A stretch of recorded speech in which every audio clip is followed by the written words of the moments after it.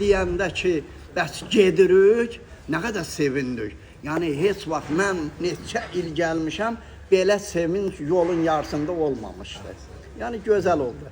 Allah sizdən razı olsun. Mən çox təşəkkür edirəm hər ikizə. İnşallah. Buyurun, Sabir əmi. Gözəldir. Salam aleyküm və rəhmətullah. Əvvəlcədən biz elə ki, Hacı Bişlə bir tur axtarıldı ki, gedək o turla, yaxşı tur olsun. Zəvvəl başları yaxşı olsun da, yəni ticarət eləsinlər.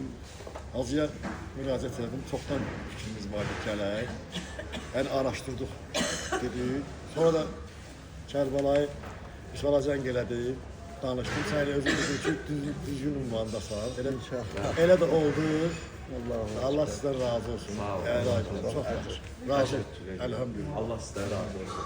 Ya Rabbi. Keçin hacıdan və ticarətdən. Allah Ya Allah. Əvvəl olsun. Öyle mi? Bismillahirrahmanirrahim.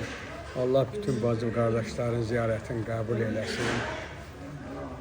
Sizden çok razıyım. Allah da sizden razı olsun. Amin. Allah həmişə belə ziyarətləri qismət eləsin bizə. Sizə təşəkkür edirəm. Başta siz olmağına, sizin şirkətə. Buyurun, Zahra.